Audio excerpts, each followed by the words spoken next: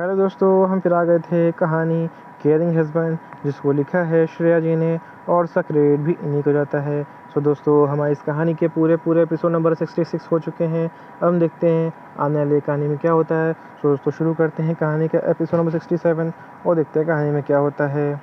आज जब उसने श्रेया को यहाँ देखा और वो भी अकेले, तो उसने सोच लिया था कि वो श्रेया को इतनी आसानी से नहीं जाने देगी। वो चुन चुन कर श्रेया से उन सब का बदला लेके रहेगी, जिसकी वजह से उसको बहुत बेइज्जती हुई थी। जब वीर ने उससे ब्रेकअप कर लिया था तो पूरी कॉलेज में वो एक मजाक बन के रह गई थी। सब उसकी पीठ पीछे उसका मजाक उड़ाया करते, भले ही उसके मुंह कोई नहीं बोलता था क्योंकि वो एक अमीर परिवार से थी, पर उसकी पीठ पीछे वो लोग उसका बहुत हंसते थे। यहाँ तक के तो यार, ये तो वही लड़की है ना जिससे वी ने बस 4 दिन ही ब्रेकअप कर लिया। दूसरी लड़की बोली, हाँ ये वही है, वैसे भी वो वही डिज़र्व करती थी। मैंने सुना है ये 4 महीने से वीर के पीछे पड़ी थी, थक हार कर वीर ने उसे हाँ बोल दिया था। अब देखो बस 4 दिन में ही वीर ने उसे छोड़ दिया। ये बोल कर वो दोनों हंसने लगी और हंसते हुए बोली, वही तो, वैसे भी उसकी यही औकात थी। अपने आप क्या समझती है, कोई हूर की परी हूँ। ऐसे ही कई बातें लोगों ने उसकी पीठ पीछे करते रहते थे। प्रिया श्रेया की तरफ जाने लगी, लेकिन वो श्रेया तक पहुंच पाती उससे पहले ही रिया ट्रायल रूम से बाहर आ गई थी। उसकी नज़र अभी प्रिया पे तक नहीं पड़ी थी, पर प्रिया ने उसे पहले ही देख लिया था और रिया को वहाँ देखकर वो रुक गई और कपड़े देखने का नाटक करने लगी, जिससे रिया का ध्यान उस पर ना जाए। रिया श्रेया से बोली, मुझे तो ये ड्रेस बहुत पसंद आई, इसलिए मैं तो इसे ले रही हूँ। क्या तुम्हें कुछ पसंद आया? श्रेया बोली, नहीं, क्योंकि उसे कुछ पसंद ही नहीं आया था। ये सुनकर ये सुनकर फिर रिया और श्रेया बिलिंग काउंटर के पास गए। फिर रिया ने पेमेंट किया और फिर दोनों शॉप पे चले गए। प्रिया बस उन दोनों को जाते हुए अपनी लाल आंखों से देख रही थी। प्रिया ने गुस्से में अपनी मुट्ठियां भींच लिया और उसे ठान लिया था कि वो श्रेया से बदला लेके रहेगी। शॉप से निकलने के बाद रिया को अचानक से भूख लगने लगी। फिर वो अपने पेट पे हाथ फेरते हुए श्रेया से बोली, यार मेरे पेट में तो चूहे कूद रहे हैं, जल्दी चलो पहले कुछ खाते हैं, वरना ये चूहे कूद कूद कर मेरा पेट ही ना फाड़ दें। ये बोलकर वो श्रेया का हाथ पकड़ के फूड काउंटर की तरफ ले जाने लगी। वहीं रिया की बात सुनकर श्रेया जोर जोर से हंस रही थी, पर रिया को इससे कोई फर्क नहीं पड़ रहा था। वो वैसे ही श्रेया को खींचते हुए ले जा रही थी। वहीं श्रेया को भी अब भूख लग रही थी, क्योंकि उसने भी सुबह से कुछ नहीं खाया था और उसका पिज़्ज़ा खाने का बहुत मन कर रहा था। पिज़्ज़े के नाम से उसके मुंह में पानी आ गया। कभी उसे ये चीज़ें नहीं खाने देता था, और आज जब वो रिया के साथ थी तो वो ये सब चीज़ें खा सकती थी और कबीर को उसका पता भी नहीं चलेगा। ये सोचकर श्रेया की आंखों में तारे चमक रहे थे। फिर रिया और श्रेया दोनों फूड काउंटर के पास गए और श्रेया ने अपने लिए पिज़्ज़ा और रिया के लिए बर्गर और एक कोल्ड ड्रिंक का ऑर्डर किया। फिर वो खुशी खुशी अपना खाना एंजॉय करने लगे। ऐसा ही पूरा दिन बीत गया, पता ही नहीं चला। तभी श्रेया के पास कबीर का फ़ोन आया। कबीर ने उससे कहा कि वो मॉल के बाहर उसका इंतज़ार कर रहा है। ये सुनकर श्रेया खुश हो गई और फिर उसने रिया को बताया कि कबीर उसे पिकअप करने आया है। ये बोल के वो जल्दी से वहाँ से चली गई। रिया भी अपनी कार लेकर घर चली गई, क्योंकि वो काफ़ी थक चुकी थी। उसका अकेले शॉपिंग करने का तो बिल्कुल मन नहीं था।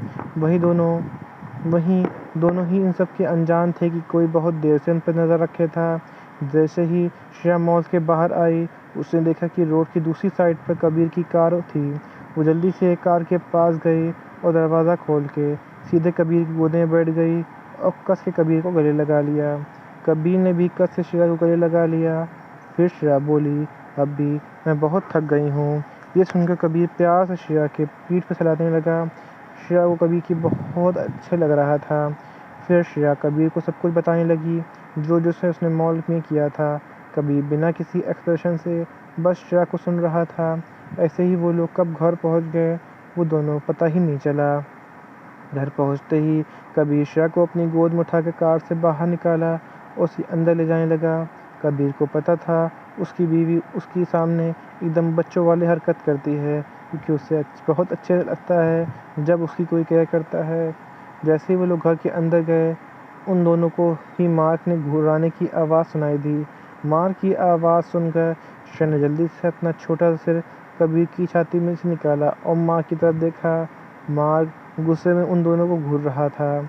मार्क को गुस्से में देखकर वो जल्दी से कबीर की गोद से उतरी और मार्क की तरफ चली गई और कबीर अपने रूम में फ्रेश होने चला गया। श्रेया मार्क के पास गई और उसके सर पे हाथ फेरते हुए प्यार से बोली, क्या हुआ मार्क? पर मार्क ने कुछ नहीं कहा, बस ना मुंह फेर लिया, जैसे वो बता रहा हो कि वो भी गुस्से में है। श्रेया भी ये देख के समझ गई कि मार्क उससे गुस्सा है, पर उसे समझ नहीं आया कि मार्क उससे गुस्सा क्यों है, क्योंकि उसने तो बहुत दिनों से अच्छे से मार्क से बात ही नहीं की थी। और ये याद आते ही उसे समझ आया कि मार्क उससे गुस्सा क्यों है। फिर श्रेया मार्क को मनाने की कोशिश करने लगी। फिर बहुत देर तक कोशिश करने के बाद मार्क मान गया। फिर वो दोनों आपस में खेलने लगे। जब श्रेया खेल के थक गई तो वो सोफे पे ही लेट गई और टीवी ऑन करके अपना फेवरेट कार्टून डोरेमोन देखने लगी। मार्क भी श्रेया के पास सोफे पर बैठ गया। जब कबीर नीचे आया और श्रेया और मार्क को इस तरह सोफे पर बैठ के कार्टून देखते देखा तो उसने गहरी सांस ली। तभी कबीर के असिस्टेंट घर के अंदर आया। अपने असिस्टेंट को देखकर कबीर की आंखें छोटी हो गईं, पर उसने उससे कुछ नहीं कहा, क्योंकि अपने असिस्टेंट को वहाँ देखकर कबीर समझ गया था कि कोई ज़रूरी बात है, वरना उसका असिस्टेंट इस समय यहाँ नहीं आता। फिर वो बिना कुछ बोले अपने स्टडी रूम की तरफ चला गया। कबीर के साथ इतने साल काम करने के बाद कबीर का असिस्टेंट अब कबीर के हर एक्शन को समझने लगा था, क्योंकि वो बिना कुछ कहे ही कबीर के पीछे पीछे उसके स्टडी रूम में चला गया। जैसे ही कबीर का असिस्टेंट स्टडी रूम के अंदर आया, उसने देखा कि कबीर उससे गुस्से से घूरे जा रहा था।